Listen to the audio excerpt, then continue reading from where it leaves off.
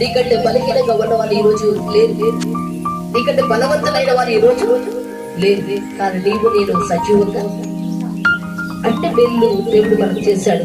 ఒక్కొక్క మేలు జ్ఞాపకం చేసుకుంటే చూడండి, మన పరిస్థితులు అన్ని తలకిందులు అయినను కూడా ఈ రోజు సజీవులుగా మనల్ని ఉంచాడు. దేవునికి మహిమ చెల్లించాలి, దేవునికి స్తుతి కలుగును గాక. అందుకే అంటున్నాడు, ఇంకా ఆయన నీ దోషములన్నిటినీ క్షమించువాడు.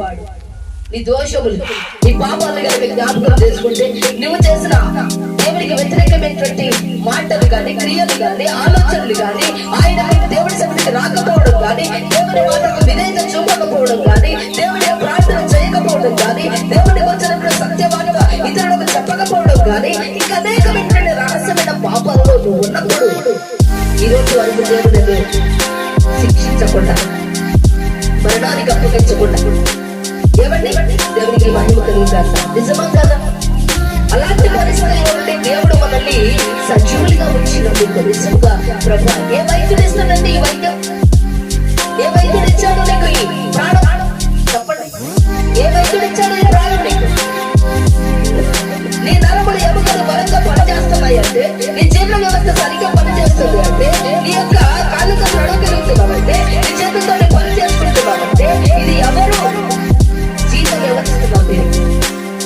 హల్లెలూయా, హల్లెలూయా, హల్లెలూయా.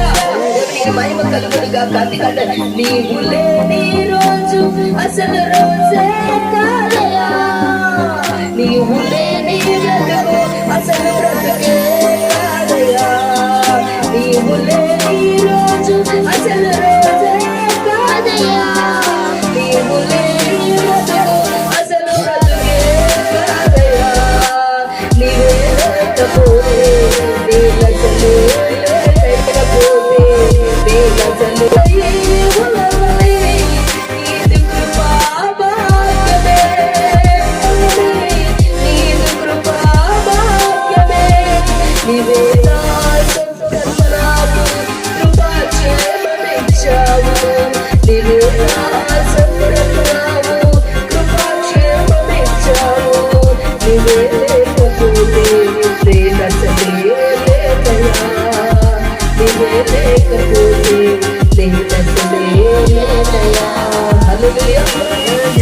ఆయన లేకపోతే మనకి బ్రతుకు ఈనాటి నా స్థితి, ఈనాటి నా స్థితి నా దీనమైన నీచమైన భయంకరమైనటువంటి ఆపదలో, మరణములో, శాపములో, బంధకములలో, వేదనకరమైన కన్నీళ్ళలో ఉంటున్న నా బ్రతుకు ఆయన నాకు కృప చూపితే ఈ రోజు సజీవంగా ఉన్నాను. దేవునికి మహిమ కలుగును గాక, దేవునికి స్తుతి కలుగును గాక.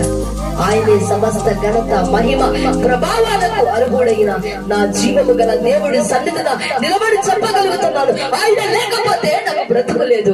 ఈ రోజు నీకుందా? నీకుందా? నీకుందా? నీకుందా? ఆయన లేకపోతే నీకు జీవితం ఉందా? నీకుందా? ఈ రోజు నేను చెప్పగలను, ఈ రోజు భూమి మీద నేను సజీవంగా ఉన్నాను అంటే దేవుడు ప్రేమించినాడు. దేవునికి స్తోత్రం కలుగును గాక. నిజముగా రుణం తీర్చలేను, నా బ్రతికం తీర్చినా సరిపోదా? అందుకే నేను ఒక పాట రాసుకున్నాను, తీరునా నీ రుణం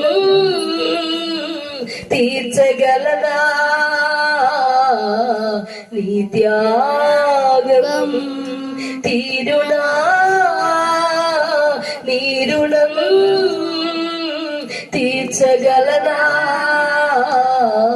నీ త్యాగం, ఏమిచ్చి నీ రుణం నే తీర్చగలవయ్యా, నా బ్రతుకంత ఇచ్చినా సరిపోనా, నా బ్రతుకంత ఇచ్చినా సరితూగునా, తీరునా నీ రుణం తీర్చగలనా నీ త్యాగం. హల్లెలూయా. తీర్చలేదు, తీర్చలేదు, తీర్చలేదు. అందుకే ఎల్లప్పుడూ ఆయన సన్నిధిలో కృతజ్ఞులమై ఆయన పాదాల చెంత ఆయన చేసిన మేలును తలపోసుకుంటూ వలపోసుకుంటూ ఎలుగెత్తి స్తుతి గానము చేయాల, ఆరాధించాల, స్తుతి పాడాల, కొడియాడాలా. ఆయన ఘనమైన స్తుతి, ఆయన నామము అన్ని నామముల కన్నా పైనామము గల దేవుడిని నువ్వు ఎలా ఆరాధన చేయాలి, ఎలా స్తుతించాలి, ఎలా కొనియాడాలి, ఆయన గురించి నువ్వు ఎలా ప్రకటన చేయాలి, అలా చేస్తున్నావా? అందుకే ఈ రోజు నా ప్రభు యొక్క వాక్యం ద్వారా దేవుడు యొక్క వాక్యం అంటుంది, నీ సంకటములన్నింటినీ మరణమును నేను ప్రాణమును విడిపించి. కాబట్టి నువ్వు ఎలా కృతజ్ఞత కలిగి ఉండాలి, ఎంతగా చేయాలి, నువ్వు ఎంత చేయాలి. ఏమి చేసి ఊడగొట్టుకుంటున్నావు, ఏమి చేసి వదిలి చేతులు దులుపుకుంటున్నావు, ఏది చేసి చేతులు కట్టుకుంటున్నావు. కానీ చేయవలసిన ఎంతో ఉంది. ప్రభు కాళ్ళ దగ్గర కృతజ్ఞలమై నిత్యము ఆయన పని చేయాలి. ఆయన కొరకు ప్రభువా నీవు లేని రోజు నాకు ఉండకూడదు ప్రభు, నీతో నేను నడుస్తాను. అందుకే ఈ మాట చెడుగా ఒక మాట చెప్పి నేను ముగిస్తాను. ఆయన దోషములన్నింటినీ క్షమించువాడు, నీ దోషములన్నింటినీ క్షమించు, నీ సంకటములన్నింటినీ కుదుర్చువాడు. నీకు వచ్చిన సంకటము, ఏ సంకటం అయితే, ఏ కష్టమైతే, ఏ వేదనైతే, ఏ కన్నీళ్ళైతే, ఏ వ్యాధి అయితే, ఏ అప్పు అయితే, ఏ రోగమైతే ఎవరికి అర్థము కాని నీ భయంకరమైన భారభరితమైన శ్రమ కుదిర్చినటువంటి, సరిచేసినటువంటి, సమాధానపరిచినటువంటి, ఆదరించినటువంటి, బలపరిచినటువంటి ఆయన యొక్క సన్నిధిన నీవు కృతజ్ఞుడవై కృతజ్ఞురాలవై మనం ఉండాలి. దేవునికి స్తుతి కలుగును గాక. అలాగే చివరిగా ఒక మాట ఏంటంటే, సమాధి ప్రాణమును విమోచించి ఉన్నాడు, కరుణా కటాక్షముని కిరీటముగా ఉంచి ఉన్నాడు. ఆయన కరుణ కటాక్షము చేతనే ఈరోజు ఏమై ఉన్నాం, సజీవులుగా ఉన్నాం. కరుణ కటాక్షం ఎంతో మందిని, దేవునికి వ్యతిరేకంగా తిరిగిన వారిని దేవుడు దృష్టించినటువంటి వారు ఎంతో మంది మట్టిలో మన్నై, ఎంతో మంది రాజులు సైతం కుప్పగుళ్ళ పరిస్థితులు ఉన్నాయి. ఏమండి, రాజులు సైతం, అధికారులు సైతం, న్యాయాధిపతులు సైతం, లోకంలో ఉన్న ఎంతో గొప్ప గొప్ప పదవులో ఉన్న వారు సైతం కూడా దేవుడి కనుదృష్టి లేకపోయినందున వాళ్ళ యొక్క జీవితాలు బుద్ధునియలుగా నీచపు దిగజారి కింద పడిపోయిన పరిస్థితులు ఉన్నాయి. కానీ మన జీవితం అలా కాకుండా ఆయన కాపాడాడు. గట్టిగా చప్పట్లు కొట్టి ప్రభుని గణపరచుదాం. నీకు ఎంతగా మేలు చేశాడు అంత గట్టిగా ఉండు. హల్లెలూయా, హల్లెలూయా, గట్టిగా హల్లెలూయా.